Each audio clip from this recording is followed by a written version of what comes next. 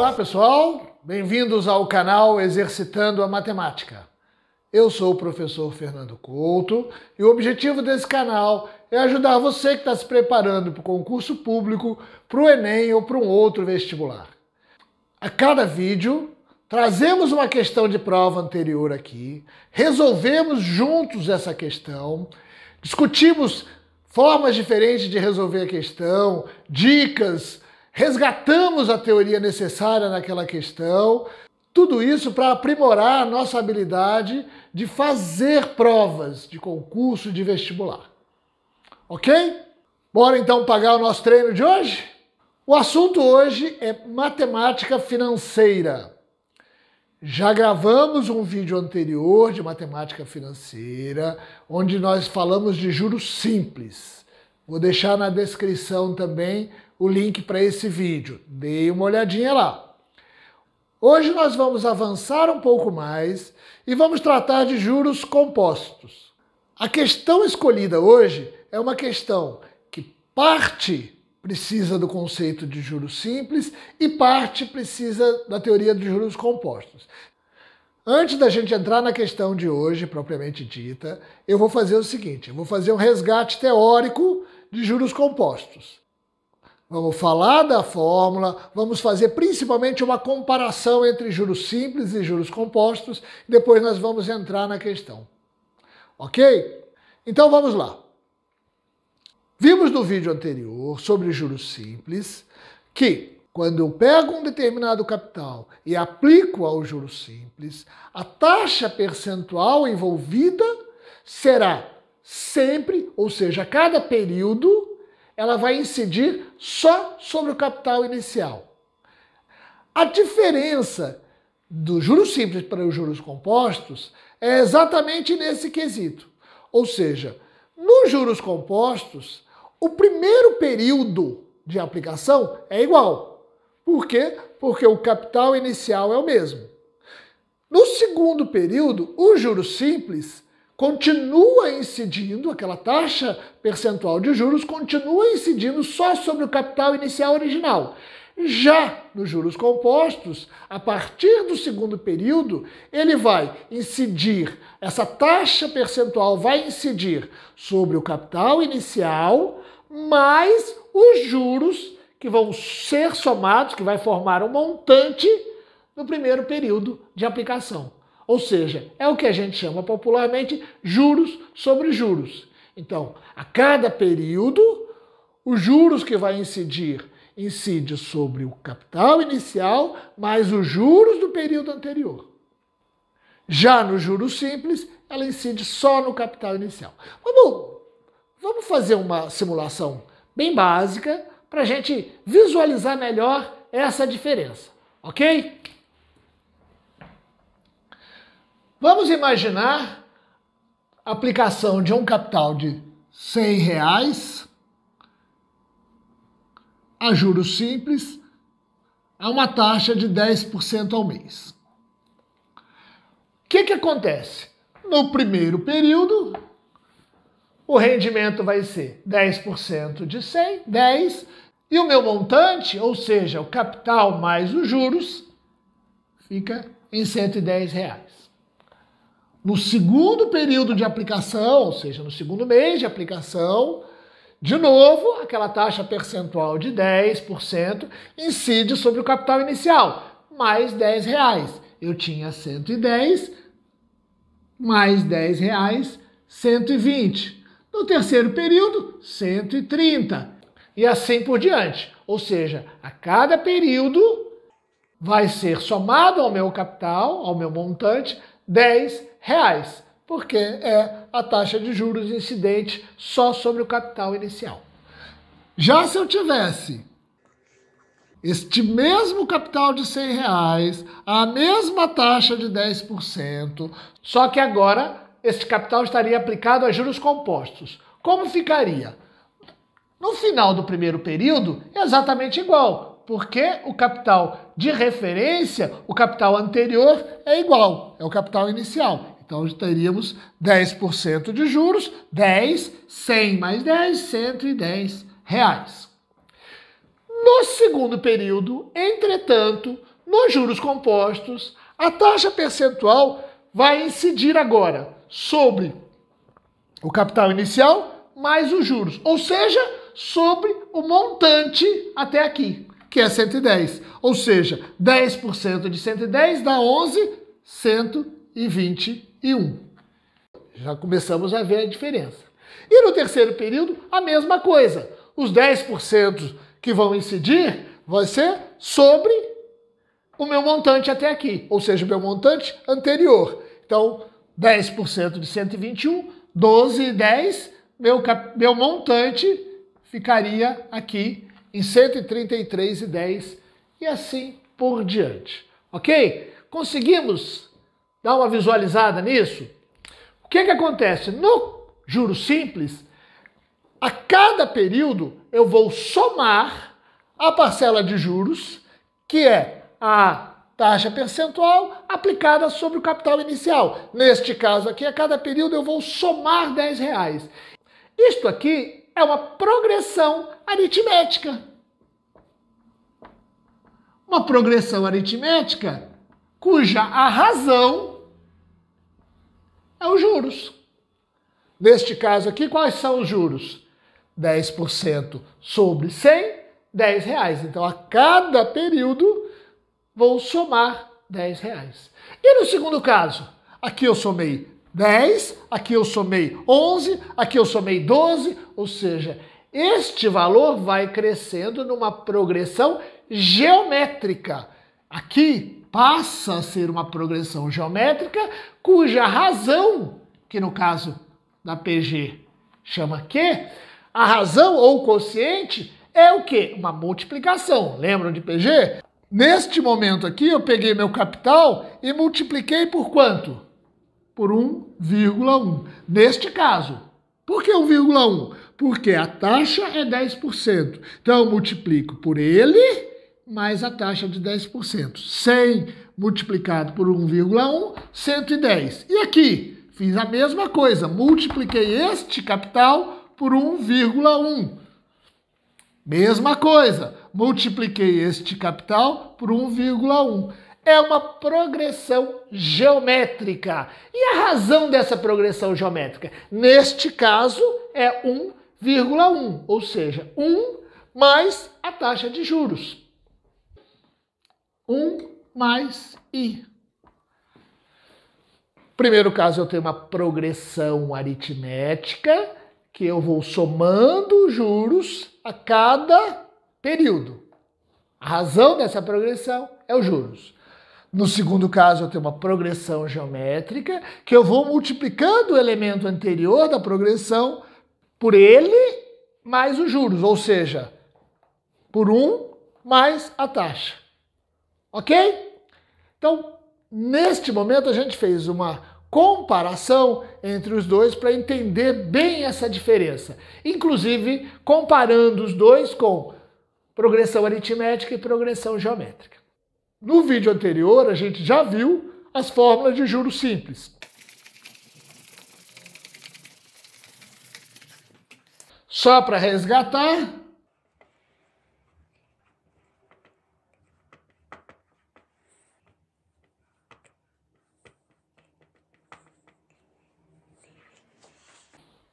juros é igual a capital, vezes taxa, vezes tempo. Montante é igual a capital, que multiplica 1 mais taxa vezes tempo. Se quiserem resgatar isso, vão lá no vídeo anterior que está na descrição sobre juros simples. E no caso de juros compostos, eu tenho uma única fórmula básica.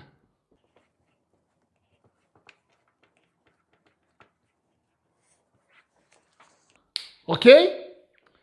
Se vocês lembrarem bem, lá da PA e PG que eu coloquei agora há pouco, a razão da PG, da progressão geométrica dos juros compostos, era 1 mais I. Lembra? Então, montante é igual a capital, que multiplica 1 mais I, que é aquilo que a gente estava fazendo, 1,1, 1,1, 1,1, no caso daquele exemplo que a gente deu de 10% sobre 100, né? Elevado a T, ou seja, elevado ao número de períodos que vai essa aplicação. Então, essas duas são as duas fórmulas básicas de matemática financeira, as duas primeiras de juros simples e esta aqui de juros compostos. Vamos diretamente para a questão, então, porque a questão vai exatamente pedir para a gente trabalhar com os dois conceitos, juros simples e juros compostos. Vou ler a questão, vai aparecer aí na tela para vocês, vai estar na descrição do vídeo aí embaixo também, ok? É uma questão da VUNESP, no concurso para auditor tributário do município de Campinas em 2019. O investidor aplicou R$50 mil por 4 meses a juros simples e a taxa de juros de 3% ao mês. Ao final do período, aplicou esse primeiro montante, agora a juros compostos e a mesma taxa de 3% ao mês por 2 meses, obtendo esse segundo montante. Os juros da segunda operação é X vezes o juro obtido na primeira operação. Então, o valor de X é igual a aproximadamente, e ele dá as opções abaixo. Sempre reforço a importância da leitura. A gente faz uma primeira leitura pausada, entende o conceito geral da questão, depois vai lendo depois, com pedaços, vai montando na cabeça, mas é importante essa leitura. O que a gente viu aqui? Que o investidor tinha R$50 mil, fez uma primeira aplicação a juros simples, pegou esse, ele diz, aplicou esse primeiro montante. O que é o montante? É o capital inicial de 50, mais os juros que essa aplicação inicial rendeu. Então ele pegou esse primeiro montante e aplicou de novo essa segunda operação. Então esse primeiro montante passa a ser o capital inicial da segunda operação. Aí ele faz uma segunda operação de aplicação, só que agora a juros compostos. Ok. E aí ele pede para comparar os juros da primeira com os juros da segunda. Ok? Então vamos lá, vamos ver a primeira operação, que é no caso de juros simples. Ele diz que o investidor aplicou R$50 mil, capital R$50 mil, por 4 meses, a uma taxa de juros de 3% ao mês. Taxa de juros simples de 3% ao mês. Lembra que nós falamos no vídeo anterior, é importante que a taxa e o tempo estejam na mesma unidade de tempo. Se aqui é 3% ao mês, aqui eu tenho que ter período também em mês. Se tiver divergência entre os dois, eu vou ter que transformar um dos dois para que eles fiquem na mesma unidade, ou seja, falem a mesma língua. Certo? Aqui não tem problema, porque a taxa é 3% ao mês e aqui é 4 meses, não tem problema, ok? Juros simples, olha, eu posso usar tanto a fórmula do montante como a fórmula dos juros. Eu vou precisar dos dois. Eu vou precisar do montante, porque vai ser a minha segunda operação, mas eu vou precisar também dos juros, porque a questão pede para comparar os juros da primeira operação com a da segunda. Então eu vou usar a primeira fórmula de juros, olha. Juros é igual a capital vezes taxa, lembra? Aqui eu posso trabalhar tanto com o número decimal, 0,03, ou com fração. Eu vou optar por fração porque vai me facilitar ali na simplificação. Vezes a taxa, 3 sobre 100, vezes o período, 4 meses. Ok? Então aqui eu tenho, ó, tudo está multiplicando, eu posso dividir por 100, cortei 2 zeros, juros é igual a 12 vezes 500 dá 6 mil. Meus juros obtidos na primeira aplicação, nessa primeira operação, foi de R$6 mil. Então qual foi o montante? O montante... R$56 mil. Esse primeiro montante é que vai ser aplicado na segunda operação financeira, que agora há juros compostos. Ao final do período, aplicou esse primeiro montante, agora juros compostos. Então, o capital, neste caso, aplicou a mesma taxa de 3%, ou seja, 3% ao mês. Porém, agora ele aplica por um período de 2 meses só. Então, tempo, 2 meses. Taxa e período na mesma unidade. Ótimo, não tem problema. Então, aqui eu vou usar a fórmula de juros compostos e vou achar o montante dessa segunda operação. Montante é igual a capital inicial, R$56 mil, que multiplica 1 mais taxa, a mesma coisa.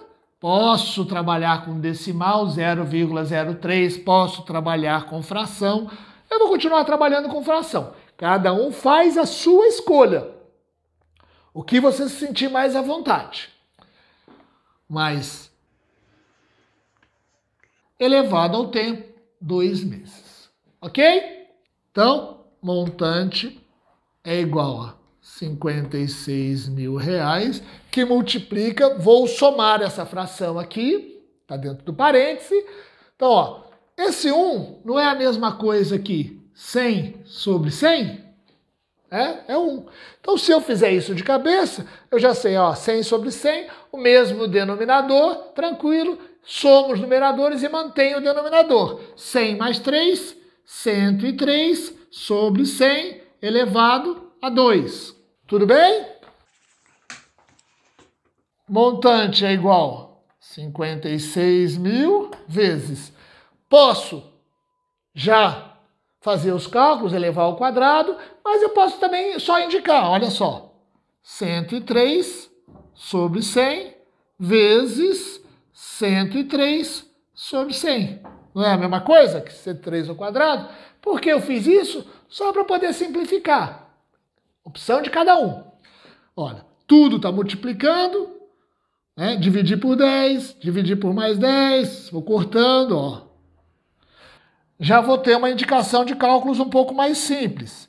56 vezes 103 vezes 103 sobre 10. Ok?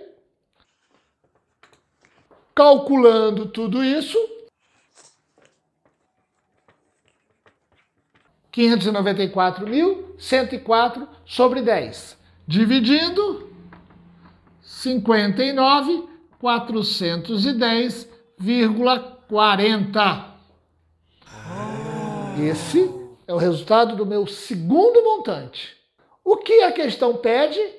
Uma comparação entre os juros da primeira operação com os juros da segunda. Então falta eu calcular os juros dessa segunda operação, que é fácil. Montante não é igual a capital mais juros? Então, juros vai ser montante menos capital. 59.410,40 menos 56, os juros da segunda operação ficou 3.410,40. A questão pede, os juros da segunda operação é x vezes os juros obtidos na primeira operação.